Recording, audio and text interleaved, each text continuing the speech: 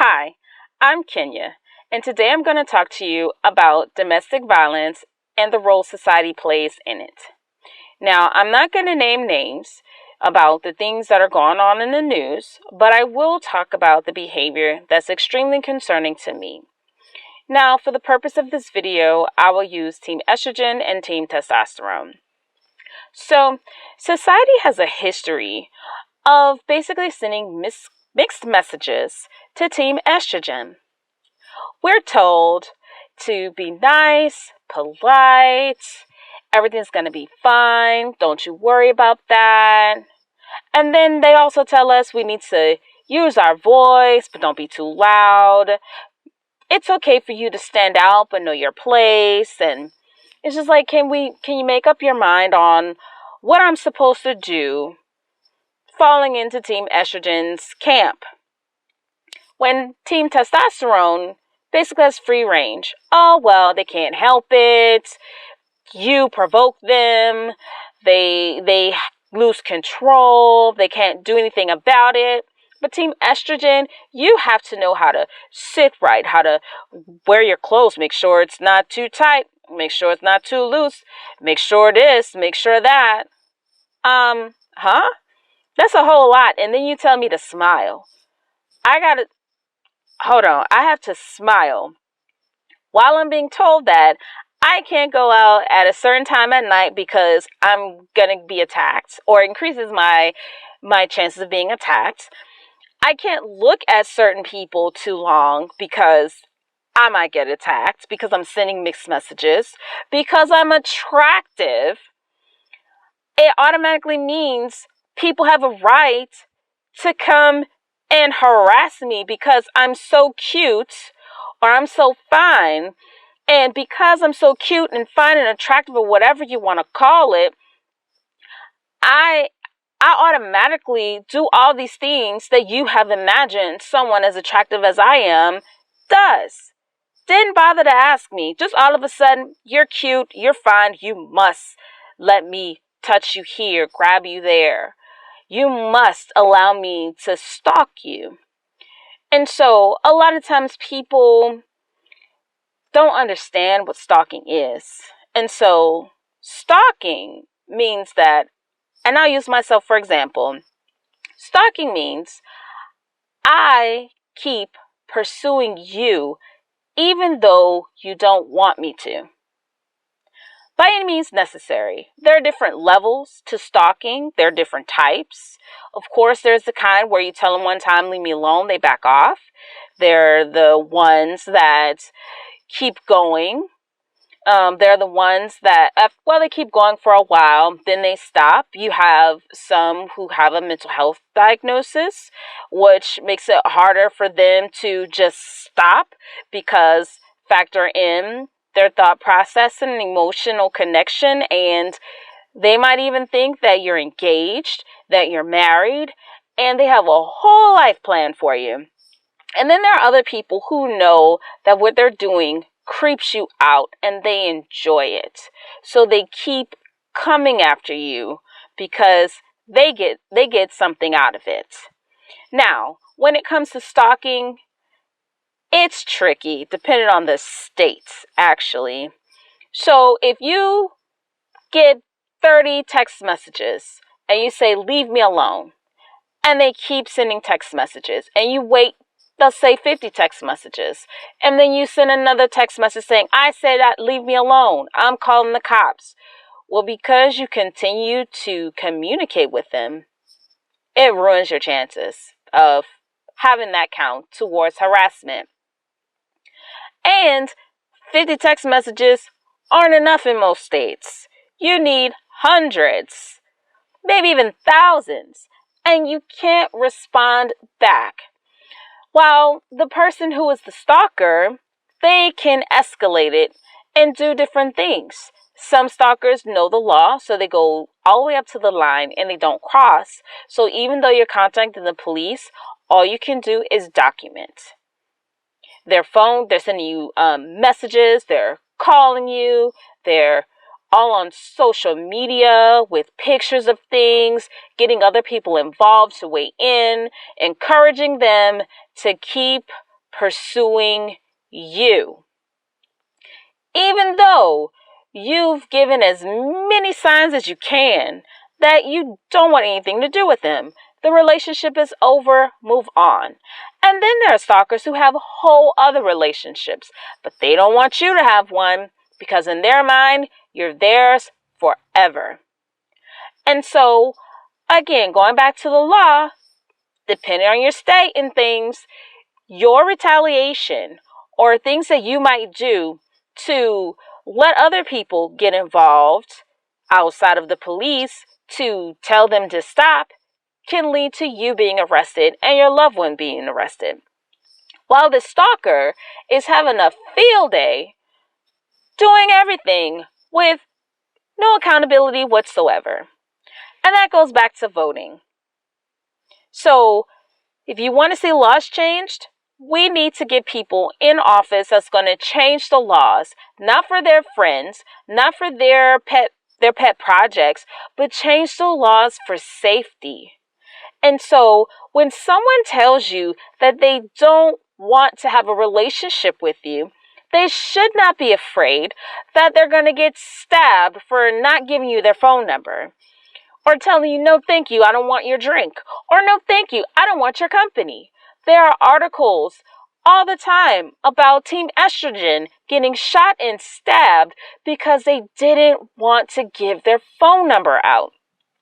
They didn't want to continue the relationship. Or they didn't want to start a relationship, period. And so we have to get out of this belief that, well, Team Testosterone, hey, that's what they do.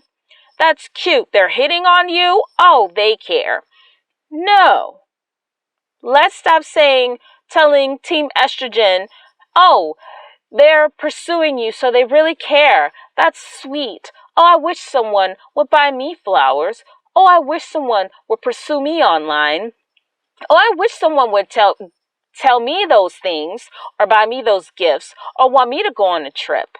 Listen to the person that is being bombarded with these things. If they wanted it, they would not be upset about it. There is a reason that they are not together. So society as a whole has to stop romanticizing all of this domestic violent behavior. This is emotional abuse. I got other people online saying kudos to me, go ahead, keep pursuing. I got a whole peanut gallery cheering me on. The way the articles are written, the headlines, the way they're posted, it is making it seem like, oh, it's not a big deal. But what is a big deal is the fact that emotions rise. And we all have a breaking point. And what we don't want to see is things get out of hand to where retaliation is so huge you can't come back from it. Then it's all about what we should have done. We already know we have to stop accepting abusive behavior as romantic.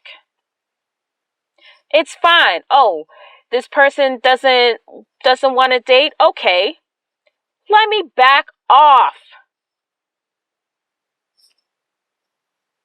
I don't need an explanation from them. Why don't you want to date me? You don't want to. Evidently, there's something about me that is not screaming sunshine and lollipops. So guess what? I'll back off.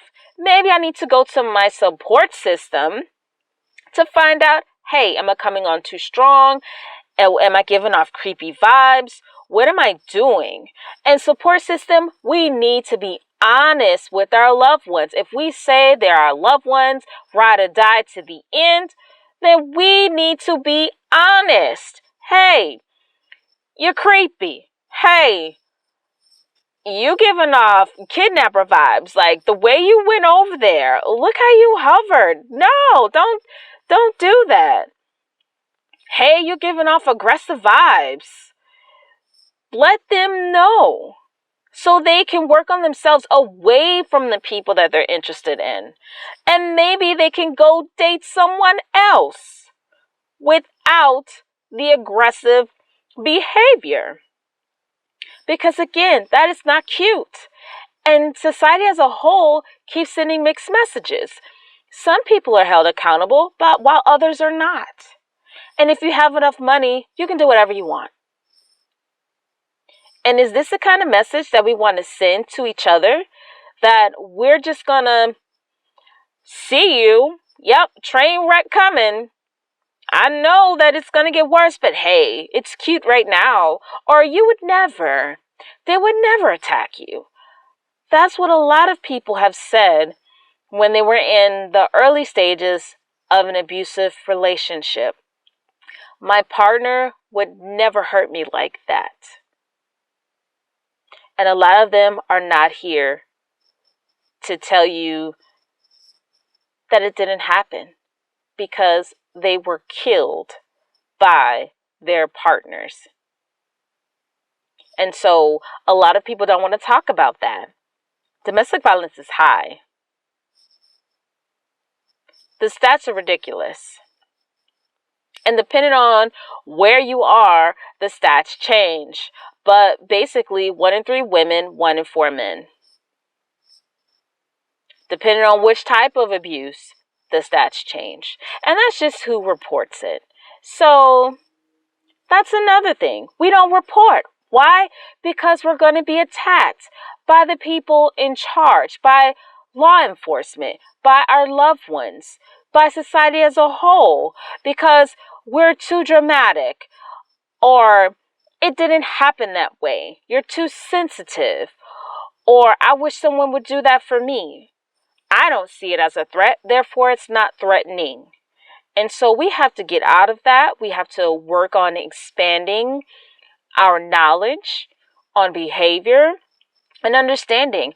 I might like someone sending me 15 texts a day, but somebody else probably does not. So we got to stop saying, oh, my opinion overrules yours. Let's understand each other more. Let's take time out to go, you know what? All that adds up. You fear for your life. Your safety is in jeopardy. You care about something happening to your loved ones and yourself. That is serious business. That is not cute. If someone says they don't want to date you, they want to end the relationship, they don't want to date, they don't want to give you their phone number, just breathe and walk away. You don't have to call them names. You don't have to attack them. Just walk away and think, let me review how I acted. Let me talk to my support system. Maybe I can come up with some things that I can do to where I won't come off as run, Forrest, run, but come off as interesting. Okay, we're vibing. Yeah, I want to hear more from you. Because overall, scientifically speaking, we don't want to be alone. We want to have interaction. We want to have connection. And the whole thing is we should have healthy connection. Not all this negativity online. We need to think about what we're doing before we do it and not wait until 15, 30 people tell us no, but really think, what is the purpose of my behavior?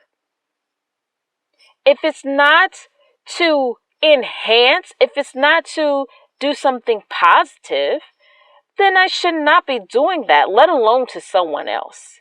Because if the roles were reversed, we would not want someone harassing us like that.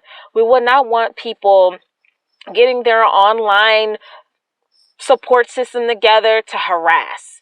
We would not. So we got to stop all this, let me tag so-and-so, get them in the mix, and let me do all this stuff online.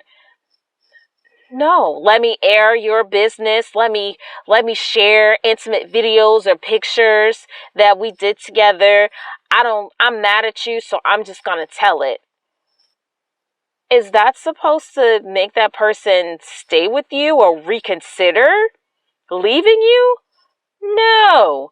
That reinforces they need to run, not walk, to the nearest exit and go on and live a healthier life without all that drama. So society as a whole, we really need to rethink what we're teaching people, what we're teaching kids, what we're teaching adults, because we're reinforcing a lot of unhealthy behavior and trying to pass it off as love and passion.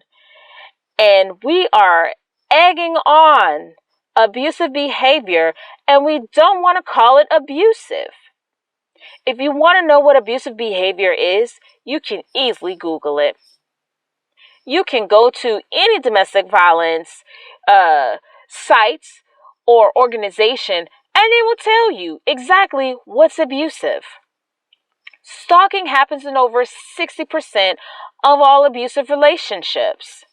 You might not think it's stalking, but when you can't breathe, you can't think straight because you're worried about this person popping out of anywhere, smothering you, afraid that they're going to share intimate details about you to your boss, your family, or just the public, that can make it harder for you to function and focus and be your best self. So we as a society need to take a step back and look at what we are doing to the next generation. What are we doing to our peers, to our family, to our friends? What are we doing? Are we showing them healthy examples of love and relationships, communication? Or are we laughing at toxic behavior? We don't know. They could be going through that. And our responses could shut them down. They might have thought we were a safe person to go to. But after we laughed or amened or high-fived toxic behavior, now they're less safe than they were before they saw that with you. So who are they going to go to now? So again, it's time to hold people accountable. It's time to let people know that's toxic, that's unhealthy, that's not okay. And we need to put people in position that are going to change the laws, that are going to help society understand when you let behavior go, toxic behavior especially, things go to the next level. And the next level that it gets to might not be what you wanted. So again, let's rethink this whole being afraid to hold people accountable for their toxic behavior. Let's rethink this whole I'm afraid to speak out. Because at the end of the day, whether we speak, somebody is going through this and they don't have to. And we could be the people to help them get all that stuff out of their heads, out of their hearts, so that they can get to a safe place and live a healthier life. So take care. Hi. If you liked what you've heard in this video, don't forget to like and share and also subscribe. Please hit that subscribe button. I would love to hear from you and know that you appreciate my videos. If you have questions about my videos, just drop it in the comments below. I am always ready and able to see what I can do with your comments or questions. Maybe there are certain topics that you would like me to discuss. If I can discuss it, if it's in my wheelhouse, I'd be more than happy to talk about it. If it's something that's outside of my expertise, I will surely let you know. Because what I don't want to do is continue to send out the wrong information, because it'll take that much longer to fix it. So again, if you like what you've heard and want to see more, click like, click share, and subscribe. And as always, I'll talk to you later. Have a good one.